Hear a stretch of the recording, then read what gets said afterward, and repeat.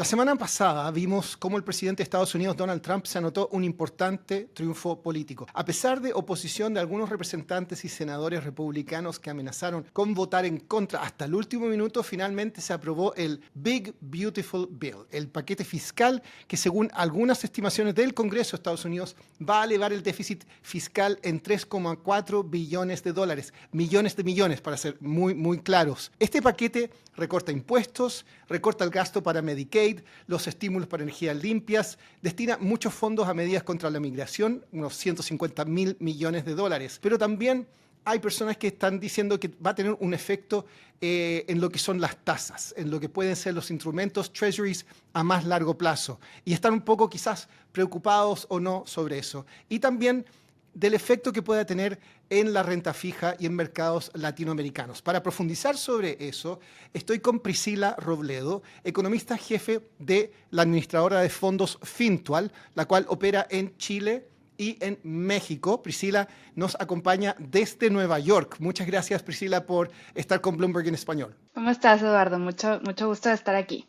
Vamos con lo que nos tiene aquí, el paquete fiscal, el Big Beautiful Bill. ¿Cuál es tu opinión? ¿Es big? Sabemos que es big. ¿Es beautiful o no? ¿Qué me puedes decir sobre eso? Es bien big, como decías, uno tiene que como, a mí me pasa poner en contexto estos números tan gigantes. O sea, el paquete lo más importante es que recorta los ingresos tributarios y los recorta en aproximadamente 5 billones de dólares, billones en español, o sea, como dices tú, millones de millones, entre 2025 y 2034. Esto para órdenes de magnitud siempre sirve, ¿no?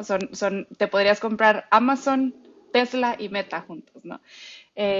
Ahora, también por el lado del gasto, como dices tú, hay diferentes impactos. Primero, reduce bastante el gasto social en Medicare, en gasto en seguridad, por ejemplo. Pero el gasto en seguridad en realidad sube, pero eh, en el gasto tenemos mayores gastos y menores gastos.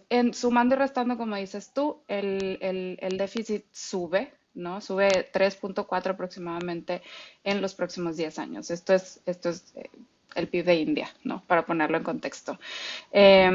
Ahora, aquí es importante decir una cosa.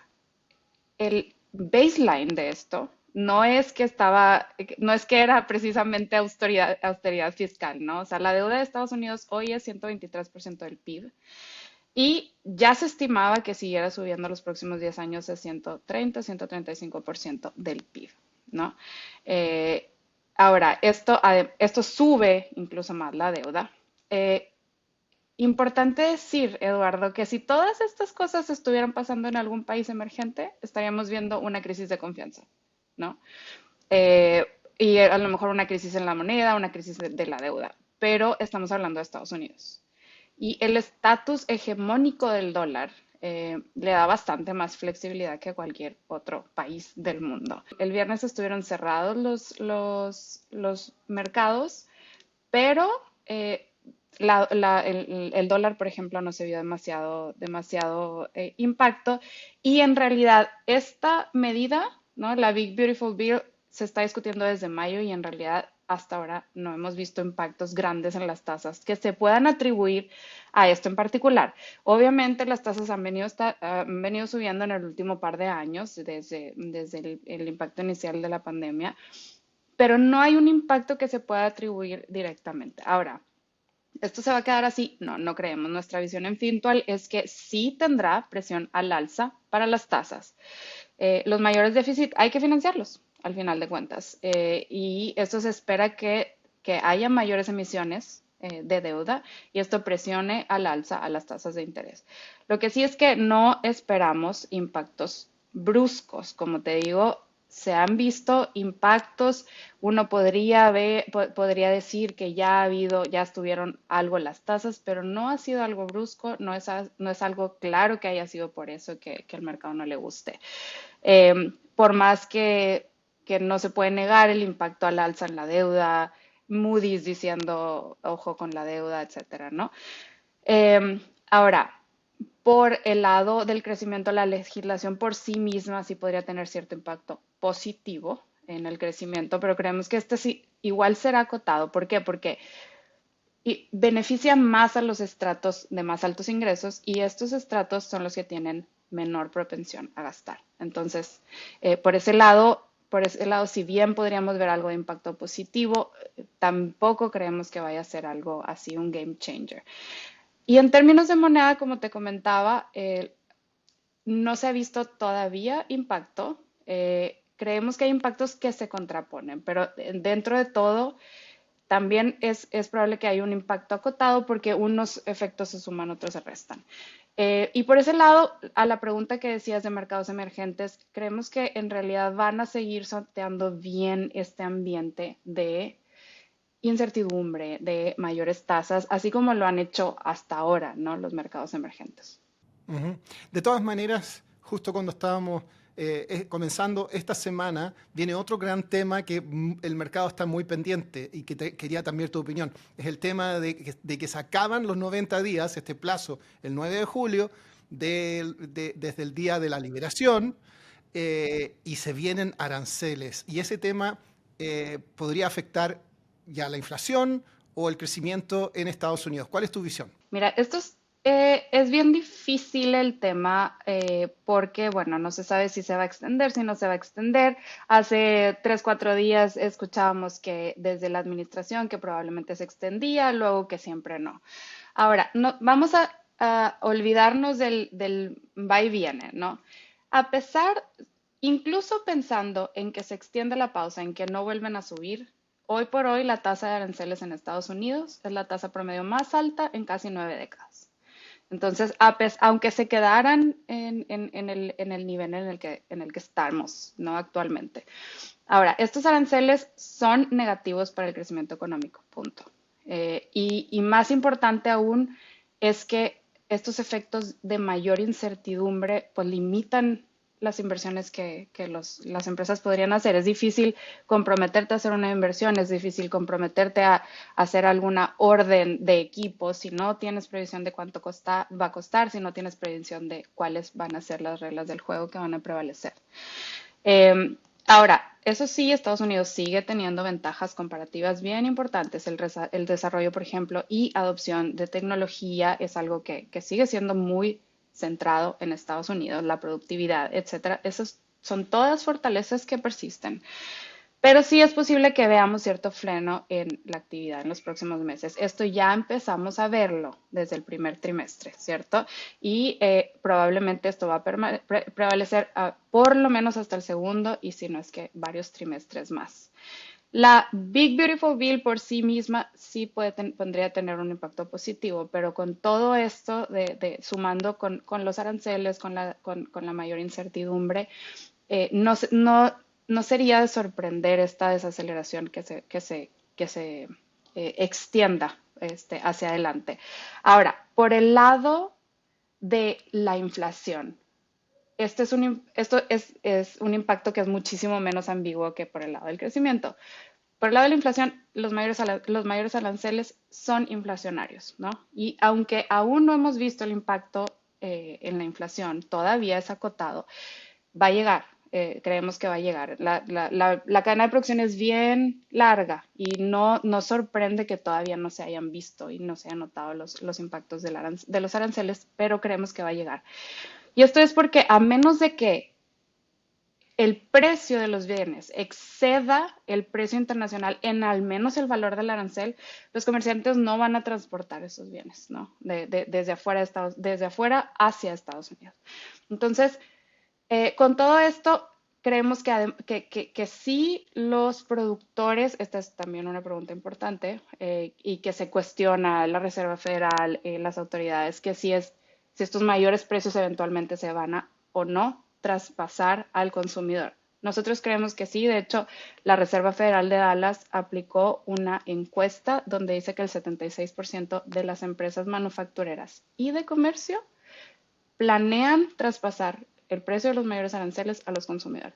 Es decir, está la idea, el plan está ahí. Entonces, estos mayores precios es esperable que vayan a la inflación. Ahora, lo que nos convoca, todo esto, ¿qué significa, no, para la Fed? La Fed, cuando sus dos objetivos, la inflación baja y el pleno empleo, se contraponen, la Fed prioriza el que considera más lejano, ¿no? Y aunque los aranceles podrían presionar tanto la inflación al alza como el empleo a la baja, las políticas migratorias más restrictivas probablemente van a limitar el aumento del desempleo. Entonces, es difícil esperar que la Fed lleve a cabo un recorte apresurado de tasas bajo estas condiciones, ¿no? Eh, sí creo que podría llegar, creemos que podría llegar eventualmente. Hay que acordarse que el término de Powell, el periodo de Powell termina en 2026. Podría venir eventualmente, ¿no? Con ese cambio, pero en en un time frame o en un tiempo más cercano, más de aquí el próximo trimestre, los próximos 2 trimestres, se ve acotado el espacio para los recortes de tasas. Contestaste una de las preguntas que tenía hablando sobre las perspectivas de tasas, entonces voy a pasar a la siguiente pregunta que tenía. Ustedes en Fintual operan en México y en Chile. México es una economía mucho más expuesta a los temas que hemos estado hablando, entonces quería partir un poco por ahí. Dame tu visión sobre cómo esto está afectando a México, porque además tiene sus propios desafíos, el tema fiscal en particular. Partamos por tu visión de México. Sí, sí, sí. Mira, el tema en México no es muy rosa que digamos, ¿no? Después de un par de años de crecimiento sólido, la economía mexicana dejó de crecer a finales de 2023.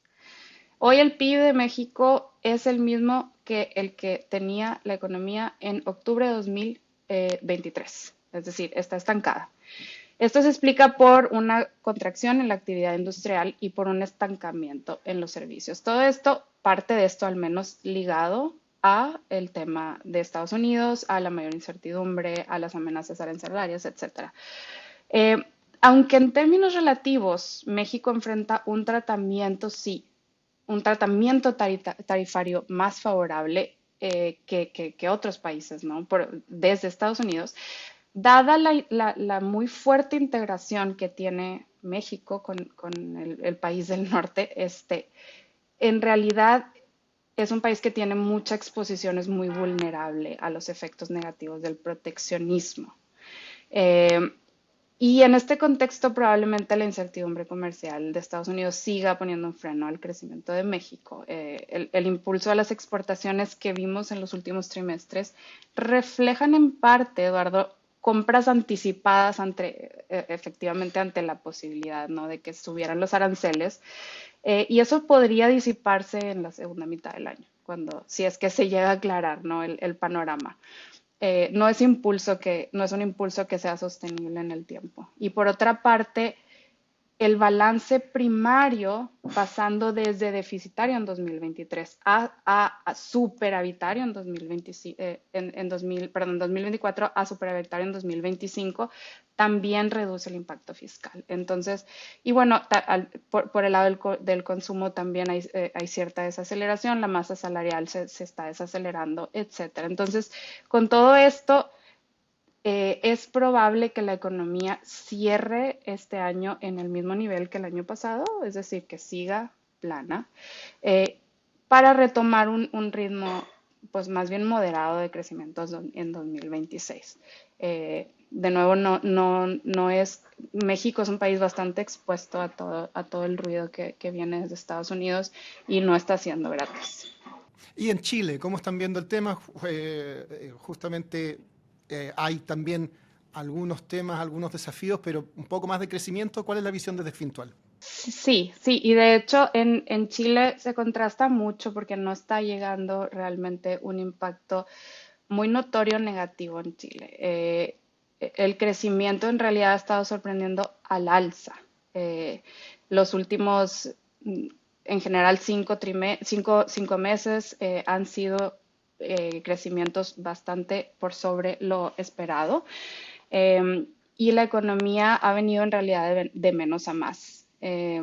Entonces, si bien sí hubo un par de factores como temporales en el crecimiento de Chile, de todas maneras está creciendo a un ritmo bastante pues sólido dentro de todo.